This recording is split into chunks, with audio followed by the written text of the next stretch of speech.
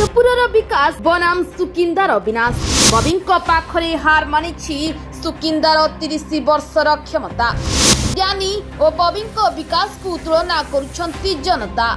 ଯାଜପୁରର 5 ବର୍ଷର ବିକାଶ ପାଖରେ ଆଣ୍ଠେଇଛି ସୁକିନ୍ଦାର 30 ବର୍ଷର ବିକାଶ। ଶିକ୍ଷା ହେଉ କି ସ୍ୱାସ୍ଥ୍ୟ, ସବୁ କ୍ଷେତ୍ରରେ ଯାଜପୁର ପାଖରେ ଫେଲ୍ ମାରିଛି ସୁକିନ୍ଦା।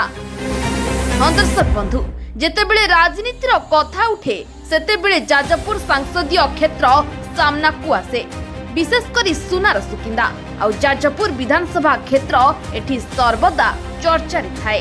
ତେବେ ଯାଜପୁରରେ ଆଉ ମାତ୍ର ଦିନ କେଇଟା ପରେ ଆରମ୍ଭ ହେବ ମତଦାନର ମହାପର୍ବ, ଅର୍ଥାତ୍ ଜୁନ୍ 1 ତାରିଖରେ ଭୋଟର ନିଜ ପ୍ରିୟ ପ୍ରାର୍ଥୀଙ୍କୁ ଚୟନ କରିଦେବେ ନିଜ ଶାସନର ଡୋର। ଏଣୁ ସଭି ଭୋଟରଙ୍କୁ ସଠିକ୍ ପ୍ରାର୍ଥୀ ଚୟନ ପାଇଁ ଚାଲିଛି ସଚେତନ କାର୍ଯ୍ୟକ୍ରମ। ଏଥିସହ ପ୍ରାର୍ଥୀ ମଧ୍ୟ ନିର୍ବାଚନୀ ରଣାଙ୍ଗନରେ ନିଜ ପ୍ରଚାର ଜୋରଦାର କରିଛନ୍ତି। ଏହାରି ଭିତରେ ଯାଜପୁର ଏବଂ ସୁକିନ୍ଦାର ବିକାଶକୁ ନେଇ ଲୋକଙ୍କ ମଧ୍ୟରେ ଦେଖାଦେଇଛି ଦ୍ୱନ୍ଦ୍ୱ। ଏହି ଦୁଇ ନିର୍ବାଚନ ମଣ୍ଡଳୀରେ କିଏ କେତେ ବର୍ଷ ଶାସନ କଲା ଆଉ କିଏ କେତେ ଉନ୍ନତି କଲା ତା ଉପରେ ନଜର ରଖିଛନ୍ତି ଜନତା। କୁହାଯାଉଛି ବିଗତ 5 ବର୍ଷରେ ପ୍ରଣପ୍ରକାଶ ଦାସଙ୍କ ଦ୍ୱାରା ଯାହା ଯାଜପୁରରେ ହୋଇଛି, ଦୀର୍ଘ 30 ବର୍ଷ ହେବ ଗାଦି ସମ୍ଭାଳିଥିବା ଘଡ଼େଇ ପରିବାରଙ୍କ ଦ୍ୱାରା ତାହା ସମ୍ଭବ ହୋଇନାହିଁ। ଯାଜପୁର 5 ବର୍ଷର ବିକାଶ ପାଖରେ ଆଣ୍ଠେଇଛି ସୁକିନ୍ଦାର 35 ବର୍ଷର କ୍ଷମତା। ନା ଅଞ୍ଚଳର ବିକାଶ ହୋଇଛି ନା ଲୋକଙ୍କର ଉନ୍ନତି। ହୋଇଛି କେବଳ ଖଣି ଖାଦାନ ଲୁଟ୍, କାରଖାନା ମାଲିକଙ୍କ ଠାରୁ ଚାନ୍ଦା ଆଦାୟ।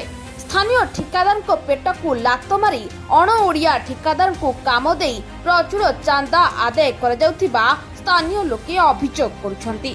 ସେ ଶିକ୍ଷା କ୍ଷେତ୍ର ହେଉ ଅବା ସ୍ୱାସ୍ଥ୍ୟ, ସବୁଥିରେ ଏବେ ବି ଅବହେଳିତ ହୋଇ ରହିଛି ସୁକିନ୍ଦା।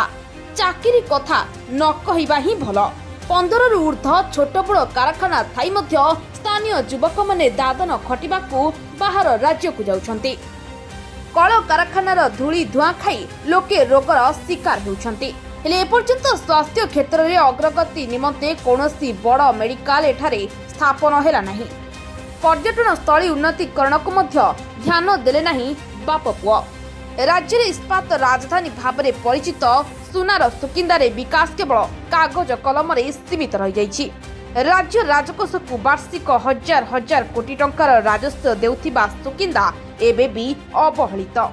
ଚଳିତ ନିର୍ବାଚନକୁ ଦୃଷ୍ଟିରେ ରଖି ଯାଜପୁରର ବିକାଶ ସହିତ ସୁକିନ୍ଦାର ବିକାଶକୁ ତୁଳନା କରୁଛନ୍ତି ଜନତା।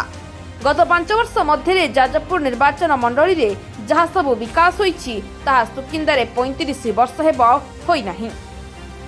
ସୁକିନ୍ଦାର 90% ଡିଏମ୍ଏଫ୍ ପାଣ୍ଠି ଯାଜପୁରର ବିକାଶ ନିମନ୍ତେ ଖର୍ଚ୍ଚ ହେଉଛି। ଯାଜପୁରର ଏକ ପରିତ୍ୟକ୍ତ ଜମିକୁ କୁସୁମା ନାମରେ ରୂପାନ୍ତରିତ କରି ଆଲୋଡ଼ନ ସୃଷ୍ଟି କରିଛନ୍ତି ଯାଜପୁର ବିଧାୟକ ପ୍ରଣପ୍ରକାଶ ଦାସ।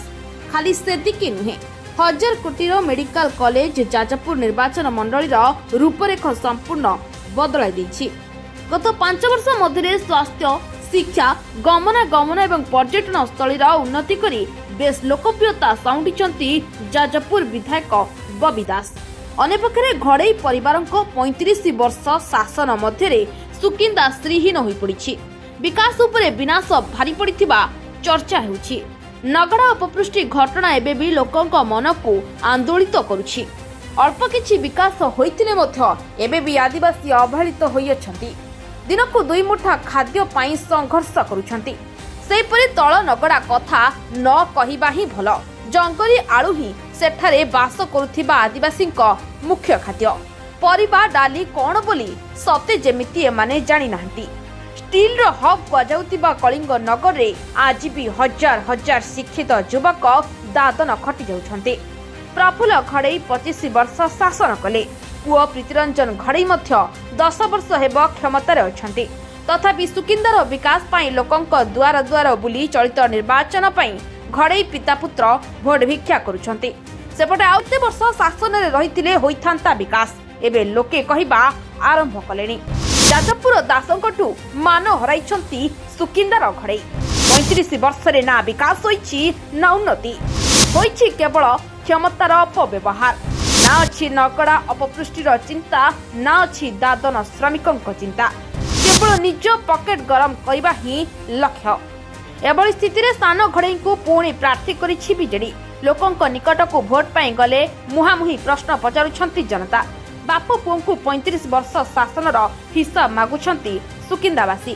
तेबे आगकू देखिबाकू बाकी रहिला भोटर को कौन प्रतिश्रुति दे आकृष्ट करि पारुछंती घड़ई परिवार।